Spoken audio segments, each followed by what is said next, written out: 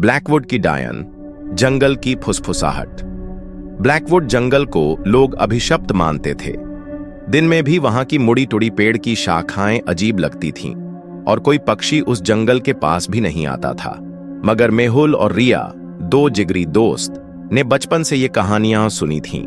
एक डरावनी डायन के बारे में जो जंगल के बीचों बीच रहती थी, जो धीरे से कान में कुछ फुसफुसाती थी और फिर उस इंसान की आत्मा को हमेशा के लिए ले जाती थी।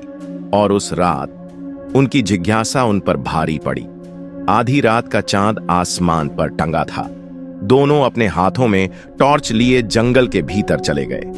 मुझे लगता है ये सब सिर्फ लोगों को डराने के लिए कहानियां हैं, मेहुल ने कहा, लेकिन उसकी आवाज खुद डर से कांप रही थी। रिया का दिल भी धड़क रहा था। जितना वे अंदर जाते गए, जंगल का सन्नाटा और भारी होता गया। कोई आवाज नहीं, बस एक बेहद हल्की सी फुसफुसाहट। वापस चले जाओ, रिया ने चौंक कर पीछे देखा। कोई नहीं था। तुमने भी सुना? उसने धीरे से पूछा। मेहुल ने बस सिर हिलाया। उसकी सांस भी तेज हो गई थी। आगे रास्ता और तंग होने लगा। पत्तों की सरसराहट अब किसी के कदमों जैसी लग रही थी। तभी वे एक खुली जगह पर पहुंचे। बीच में एक पुराना काई से ढका हुआ कुआं था। चलो वापस चलते हैं, रिया ने घबराई आवाज में कहा। लेकिन मेहुल रुक गया। रुको, मैं जरा देखता हूं। मेहुल, मत करो। वो कुएं के पास झुका और अचानक चीख उठा। रिया दौड़कर उसके पास पहुंची। कुएं के अंदर गहरी अंधेरी सतह पर एक चेहरा दिखा। सफेद, ठंडी, बेजान, बड़ी बड़ी डरावनी आंखें। फिर वो चेहरा गायब हो गया। चलो भागते हैं, रिया ने उसका हाथ पकड़ा। लेकिन तभी पीछे से आवाज आई, बिल्कुल नजदीक से, इतनी मीठी और ठंडी की खून जमा दे।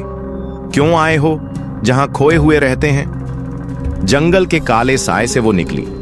डायन। वो न कोई बूढ़ी चुड़ैल थी, न झुर्रियों वाली, बल्कि एक लंबी सफेद चेहरा लिए और गहरे खाली आंखों वाली औरत थी, जिसके बाल हवा में तैर रहे थे। उसके होठों की मुस्कान इतनी ठंडी थी कि रीढ़ में सिहरन दौड़ जाए। हम माफी चाहते हैं, मेहुल बुदबुदाया। डायन ने कहा, माफी? उसकी आवाज मखमली थी, मगर अंदर लोहे का तेज छिपा था। तुम मुझसे मिलना चाहते थे ना? रिया ने उसका हाथ खींचा। भागो! वे भागे। जंगल जैसे उनके पीछे दौड़ने लगा। शाखाएं चेहरे पर चाबुक की तरह लगीं, जड़ें पैरों में अटकने लगीं। रास्ते घोल घूम कर वहीं लौट आते। तभी मेहुल गिर पड़ा। रिया मुड़ी और सुन्न रह गई। डायन उसके सिर के ऊपर खड़ी थी, अपनी ठंडी लंबी उंगलियां मेहुल के माथे पर रखे हुए। पहला बहादुर, उसने फुसफुसाया। मेहुल का शरीर कांपने लगा। उसकी आंखें पलट गईं। मुंह से खून बह निकला। उसकी आखिरी चीख गले में ही अटक गई। फिर वो बस निःशब्द हो गया। रिया सांस नहीं ले पा रही थी। डायन ने उसकी ओर मुड़कर कहा, अब दूसरा बचा है। रिया भागी।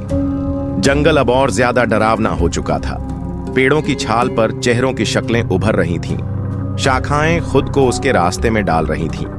अचानक वह एक और खुले मैदान में जा गिरी। सामने एक पत्थर का वेदी थी, खून के निशान से सनी हुई। वह मुड़ी।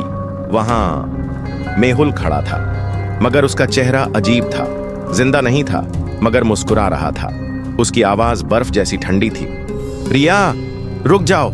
वो कांपते हुए पीछे हट गई। डायन की आवाज चारों ओर गूंजने लगी। अब चतुर वाली बारी है। रिया फिर भागी, पर इस बार जंगल ने उसे रोक लिया।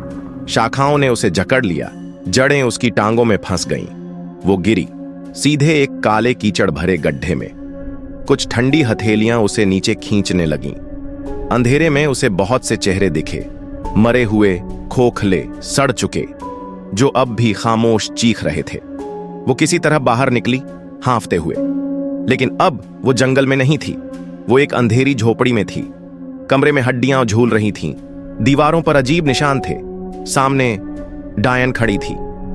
तुम जानना चाहती थी? उसने कहा। तो अब जान लो।